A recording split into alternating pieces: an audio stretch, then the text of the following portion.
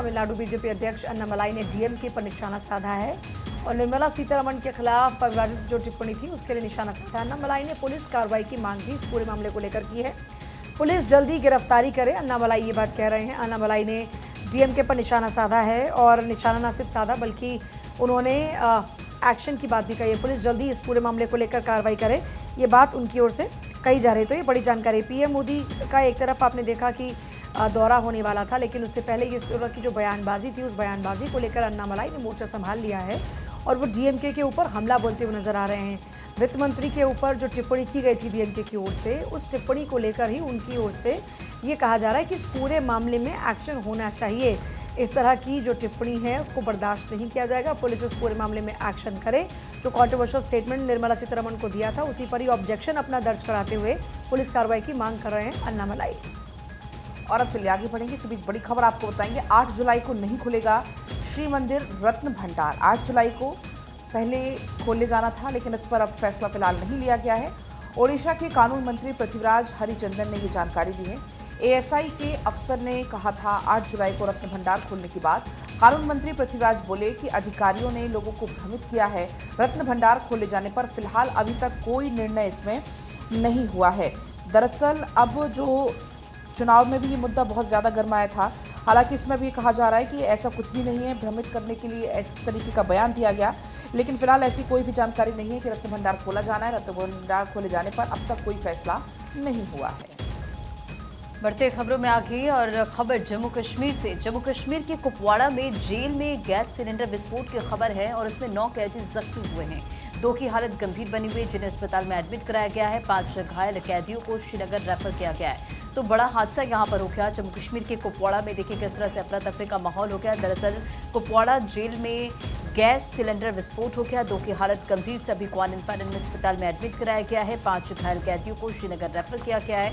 अब इस पूरे मामले को लेकर देखिए किस तरह से पुलिस की भी वहां पर मौजूदगी। धमाके में 9 कैदी जख्मी हुए, 2 की हालत गंभीर बताई जा रही, सभी को अस्पताल में एडमिट कराया गया है। और देखिए इस बीच रियासी अटैक पर पुलिस की बड़ी कार्रवाई सामने आई है। पुलिस ने कार्रवाई करते हुए यहां पर टेरर अटैक में मदद पहुंचाने वाले शख्स की गिरफ्तारी करी है और रियासी अटैक को लेकर लगातार जम्मू कश्मीर को अलर्ट पर रखा गया था और इसी के चलते ये पहला अटैक था जम्मू कश्मीर में जिसके बाद में अलर्ट घोषित किया गया था। इसके बाद बैक टू बैक अटैक होते हैं, 4 दिन में 4 बड़े आतंकी हमले होते हैं, चाहे वो डोडा हो चाहे वो रियासी हो।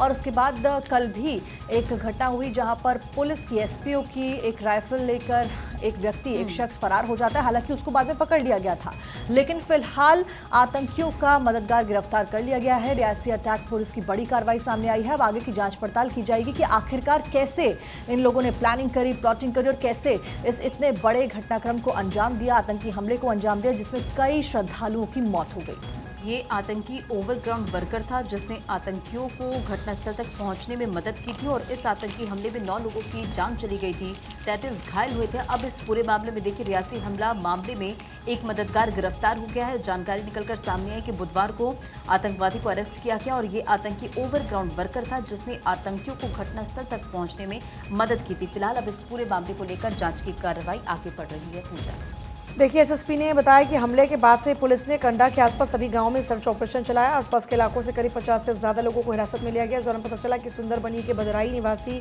हाकम दीन के पास में ही यहाँ कुछ संदिग्ध लोगों को देखा गया है और शक के बिना पर उससे पूछताछ हुई जिसमें उसने आतंकियों का साथ देने की बात को कबूल लिया।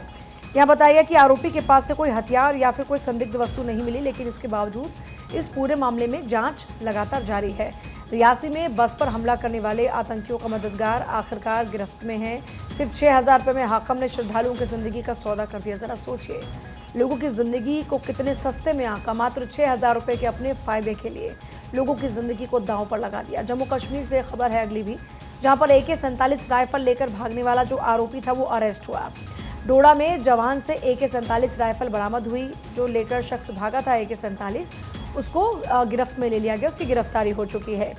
अब लगातार आप देख रहे हैं कि आतंक के खात्मे के लिए दिल्ली में जो बैठक हुई थी उस बैठक के बाद से आप एक्शन देख रहे हैं। जम्मू कश्मीर में या तो आतंक के पनाहगाह या आतंकी सबका सफाया हो रहा है और एक एक कर पूरे मामले में एक्शन भी देखने को मिल रहा है। इस बीच AK-47 राइफल लेकर भागने वाले शख्स की गिरफ्तारी भी हो चुकी है। अगली खबर भी जम्मू कश्मीर से ही है, जहां पर आतंक पर एक के बाद एक लगातार एक्शन हो रहा है। बारामूला के सोपुर में अब 2 आतंकी मारे गए हैं। सुरक्षा बलों ने 2 आतंकियों को ढेर कर दिया है। तो लगातार, क्योंकि पूरे इलाके में सर्च ऑपरेशन चल रहा है, अलग अलग जगह पर कैंप बनाए गए हैं और वहां पर जो सुरक्षा बल है उनकी तैनाती कर दी गई। पूरी मुस्तैदी के साथ सुरक्षा बल वहां पर डटे हुए हैं और एक बार फिर बड़ी सफलता यहां पर सुरक्षा बलों को मिली है। बारामूला के सोपोर में 2 आतंकी मार गिराए हैं।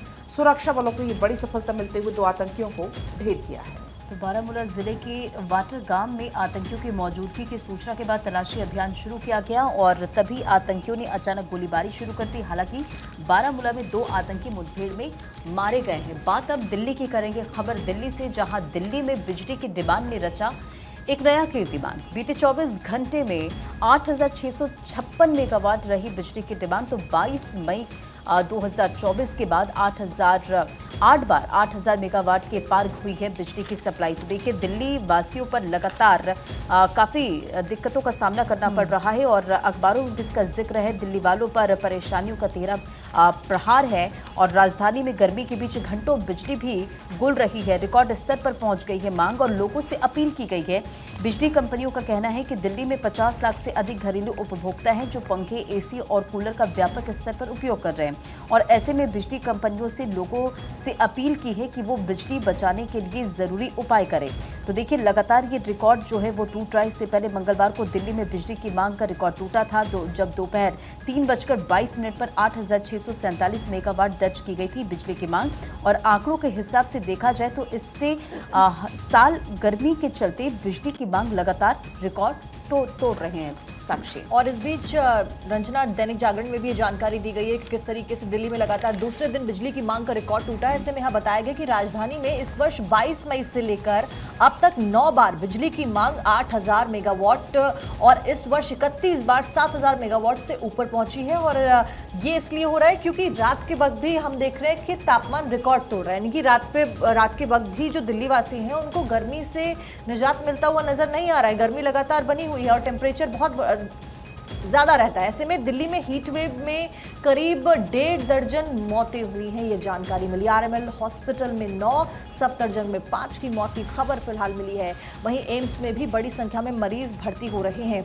तो ग्लोबल ही नहीं, लोकल वार्मिंग भी दिल्ली वासियों की गर्मी बढ़ा रही है, ये हेडलाइन अखबारों में दी गई है। और गर्मी की वजह से फिलहाल लोग परेशान हैं। न्यूनतम तापमान 35.2 डिग्री 55 वर्ष में सबसे गर्म रहा मंगलवार, और मंगलवार की रात 55 वर्ष में सबसे गर्म रही। यहाँ पर राष्ट्रीय राजधानी क्षेत्र सहित पूरा उत्तर भारत प्रचंड गर्मी और लू के थपेड़े झेल रहा है। भीषण गर्मी का आलम यह है कि दिन तो छोड़िए, रात में भी लोगों को चैन नहीं है। अखबारों में भी इस खबर का जिक्र किया गया है। लोग सो नहीं पा रहे हैं और बिजली की डिमांड भी लगातार बढ़ रही है। एसी कूलर तक फेल हो गए और इसकी वजह से जो मौतों का आंकड़ा है वो भी बढ़ता जा रहा है। और देखिए, एसी की डिमांड तो इतनी ज़्यादा बढ़ गई है कि बड़ी बड़ी कंपनीज को भी एक्सपेक्टेड नहीं था। एसी की रिकॉर्ड बिक्री कंपनियों को हवाई मार्ग से कल पुर्जे मंगाने पड़ रहे हैं। भीषण गर्मी के कारण 3 महीने में ही घरेलू एसी उद्योग में करीबन 50% की वृद्धि है। आप इसी से अंदाज़ा लगा सकते हैं। दूसरा ये कि लोगों की जान जाने का सिलसिला बहुत तेज़ी से आगे बढ़ रहा है और कई रिपोर्ट सामने आ रही है जिसमें बताया जा रहा है कि एम्स हो, सफदरजंग हॉस्पिटल्स हो, यहाँ पर तो लोगों की डेड बॉडीज़ पहुँच रही हैं। और लगभग खबर यह है कि 95 डेड बॉडीज़ पहुँची और उसमें जब पोस्टमार्टम हुआ तो ये क्लियर होता है कि काफ़ी सारी जो मौत थी वो गर्मी के कारण से हो रही है। यानी जो इस वक्त लू के थपेड़े हैं वो लोगों की जान ले रहे हैं और जानलेवा साबित हो रही है ये लू। इसीलिए लोगों से ये बार बार अपील की जा रही है कि आप लोग अगर ज़रूरत नहीं है तो दोपहर के वक्त में कम से कम घरों से बाहर ना निकले, क्योंकि ये तेज़ लपटें न सिर्फ परेशान कर रही हैं बल्कि बीमार भी कर रही हैं, लोगों की जान तक जा रही हैं। अगर पिछले 24 घंटे के ही आंकड़ों की बात करते हैं, 14 लोगों की जान गई है। तो इसी को लेकर सरकार भी जो है वो इस वक्त एक्शन में है। और अगर एक्शन की ही बात करते हैं, सरकार जिस तरीके से इस वक्त एक्शन में है तो उसमें देखिए तमाम इंतजाम किए जा रहे हैं। स्वास्थ्य मंत्री जेपी नड्डा ने एडवाइजरीज को लेकर जारी किया। सरकारी अस्पतालों, मेडिकल कॉलेजेस को एडवाइजरी जारी की गई है। गर्मी के कारण भर्ती सभी लोगों का जो प्राथमिकता से इलाज हो, ये सुनिश्चित करने की बात केंद्रीय स्वास्थ्य मंत्री जेपी नड्डा कहते हुए नजर आ रहे हैं। मतलब कुल मिलाकर आप ये मानकर चलिए कि इस वक्त जो हालात है उसमें या तो इंद्रदेव आपको राहत इस वक्त पहुंचा सकते हैं, दुआएं कीजिए, और दूसरी तरफ आप खुद अपने घरों में रहकर खुद को बचा सकते हैं। वरना इस वक्त जिस तरीके की लू के थपेड़े पड़ रहे हैं, लोगों की गर्मी से जान जाने का सिलसिला शुरू हुआ है, आंकड़ों में लगातार इजाफा हो रहा है, इसलिए ख्याल रखिए और खुद को हाइड्रेटेड रखिए, बड़ा इंपॉर्टेंट है। और अब आगे बढ़ेंगे नशे के खिलाफ सरकार का अभियान। सीएम ने रवाना किया है जन जागरूकता रथ। 6 जन जागरूकता रथों को रवाना किया है। झारखंड सरकार मादक पदार्थों की रोकथाम के लिए अब एक्शन मोड में है। और इसी बीच ये तस्वीरें सामने आई जब झारखंड के सीएम ने जागरूकता रथ को यहां से रवाना किया है। मुख्यमंत्री चंपई सोरेन ने प्रोजेक्ट भवन से इस रथ को रवाना किया है। इस दौरान मुख्यमंत्री चंपई सोरेन के साथ साथ राज्य के मंत्री सत्यानंद भोक्ता, मुख्य सचिव भी यहाँ पर मौजूद रहे। तमाम पदाधिकारी यहाँ पर मौजूद रहे। कुल 6 जन जागरूकता रथ को रवाना किया गया है, जिसमें 4 रांची में होंगे, जबकि खूंटी और रामगढ़ के लिए भी एक रथ यहाँ से रवाना हुए हैं। लेकिन इस दौरान सीएम की तरफ से क्या कुछ कहा गया वो आपको सुना करने के लिए जाए हम लोग शुरुआत कर दिया, ताकि एक एक परिवार, एक एक गांव, टोला मोहल्ला में ये अभियान नाशा क्या चीज़ है, नाशा से बचने के लिए ये प्रचार प्रसार हो रही है। इसीलिए झारखंड को नाशा मुक्त बनाना है, जो आने वाला युवा पीढ़ी को भी उस नाशा मुक्त बनाना है। और सभी से अपील है कि इसमें हर को दायित्व समझे कि झारखंड को हम लोग नाशा मुक्त बनाने में सफल हो। खबर मधुबनी से, जहां मधुबनी में चलती मालगाड़ी से अनाज चोरी का एक वीडियो जो कि सोशल मीडिया पर काफी वायरल हो रहा है। ये तस्वीर आपके स्क्रीन पर देखिए किस तरह से मधुबनी में ट्रेन से अनाज की चोरी हो रही है। एफसीआई और आरपीएफ के नाक के नीचे से किस तरह से चोरी की वारदात को अंजाम दिया जा रहा है, ये तस्वीर आप इस वक्त देख रहे हैं। और जान जोखिम में डालकर गाड़ी पर चढ़कर ग्रामीण अनाज चुराते हैं। और देखिए किस तरह से ये तस्वीरें जो कि सोशल मीडिया पर वायरल हो रही है। तो मधुबनी से ये तस्वीरें जो कि सोशल मीडिया पर वायरल है, ट्रेन से अनाज की चोरी किस तरह से की जा रही है वो आप इन तस्वीरों में देख पा रहे होंगे। और एफसीआई और आरपीएफ के नाक के नीचे से किस तरह से चोरी हो रही है ये तस्वीरें बता रही, गाड़ी पर चढ़कर। लेकिन रंजना, बड़ी बात यह कि ये चलती ट्रेन है और ट्रेन के अंदर के अनाज को ऐसे ही भर दिया गया था और उसके बाद ट्रेन के दरवाजे से अनाज बाहर आ रहा है या किस तरीके से इस चोरी को अंजाम दिया गया, ये फिलहाल जांच का विषय बन जाता है, जो कि इन्वेस्टिगेट करके पता लगाया जाएगा। बहरहाल आगे बढ़ते हैं, बात करते हैं दिल्ली से आ रही खबर की। दिल्ली में जल संकट को लेकर बीजेपी का पैदल मार्च निकाला गया। अरविंद केजरीवाल की सरकार के खिलाफ में गंभीर आरोप भारतीय जनता पार्टी लगातार लगा रही है और जल संकट जो कि दिल्ली वासियों को लगातार परेशान कर रहा है, इसको लेकर भी भारतीय जनता पार्टी लगातार आम आदमी पार्टी का घेराव कर रही है। इससे पहले भी मटका फोड़ आंदोलन यहां पर किया गया था। प्रोटेस्ट बीजेपी के तमाम जो सांसद हैं वो सड़कों पर निकल कर रहे हैं। पदयात्रा कल कई जगहों पर निकाली गई और प्रोटेस्ट किया गया। ऐसे में अखबारों में भी ये हेडलाइन दी गई है, भाजपा ने विरोध में यहां पर धिक्कार यात्रा निकाली है, हेडलाइन दी गई है दैनिक जागरण में। दिल्ली में जल संकट के लिए आम आदमी पार्टी की सरकार को जिम्मेदार ठहराया और भाजपा नेता और साथ साथ में कार्यकर्ता आंदोलन कर रहे हैं। इसको लेकर 2 दिनों तक दिल्ली में प्रदर्शन करने के बाद में अलग अलग जगहों पर धिक्कार पदयात्रा निकालकर भाजपा नेताओं ने जनता को बताया कि आम आदमी पार्टी की सरकार नाकामी और भ्रष्टाचार के कारण दिल्ली में जल संकट उत्पन्न हो रहा है। अब पानी की समस्या को लेकर प्रदर्शन करती सांसद बांसुरी स्वराज की तस्वीरें भी सामने आती हैं, जहां पर वो भाजपा प्रदेश अध्यक्ष वीरेंद्र सचदेवा के साथ साथ में दूसरे कार्यकर्ताओं के साथ में नजर आ रही हैं। और इसी के साथ में इसको लेकर जो आवाज है वो बीजेपी के तमाम नेता उठाते हुए नजर आ रहे हैं। उत्तर पश्चिमी दिल्ली सांसद योगेंद्र चंदौलिया ने रिठाला क्षेत्र के मंदिर मार्ग में पदयात्रा निकाली और ऐसे अलग अलग जो सांसद है दिल्ली से जो चुने गए हैं भाजपा के, वो आम आदमी पार्टी को जिम्मेदार ठहराते हुए पदयात्रा निकालते हुए नजर आए। देखिए, बिल्कुल धिक्कार पदयात्रा निकाल पानी के मुद्दे पर सरकार को घेरते हुए नजर आए बीजेपी के सांसद और केजरीवाल सरकार के खिलाफ में लगातार मोर्चाबंदी की जा रही है। कभी मटका फोड़ प्रदर्शन तो कभी धिक्कार पदयात्रा निकाली जा रही है और इस तरीके से आम आदमी पार्टी के ऊपर आरोप लगाए जा रहे हैं कि जनता के हितों का ख्याल नहीं रख पा रही है सरकार। इस बीच एक तरफ आम आदमी पार्टी भी पेयजल के लिए अनिश्चितकालीन अनशन पर बैठने वाली है, क्योंकि लगातार पानी पर हम सियासत इस वक्त देख रहे हैं और जानलेवा गर्मी से एक तरफ जहां लोग परेशान हैं, दूसरी तरफ दिल्ली में हो रही पानी पर सियासत लगातार जारी। आगे बढ़ते हुए बात होगी स्पाइस जेट एयरलाइंस से जुड़ी हुई बड़ी खबर की, जहां पर आई है बड़ी लापरवाही सामने। फ्लाइट में बगैर एसी के यात्री परेशान होते रहे और ये कोई 5-10 मिनट के लिए नहीं बल्कि 1 घंटे तक विमान में लोगों को इंतज़ार करना पड़ा। दिल्ली से दरभंगा जा रही थी फ्लाइट। इसी दौरान में लोगों को किस तरीके से फ्लाइट के भीतर, ज़रा सोचिए, आप अंदाज़ा भी लगाइए कि फ्लाइट में बैठकर अगर एसी काम ना करे तो आपकी हालत क्या होगी। लोगों के भी पसीने छूटे हुए हैं, लोग बेहाल हो चुके हैं, छोटे छोटे बच्चे भी हैं।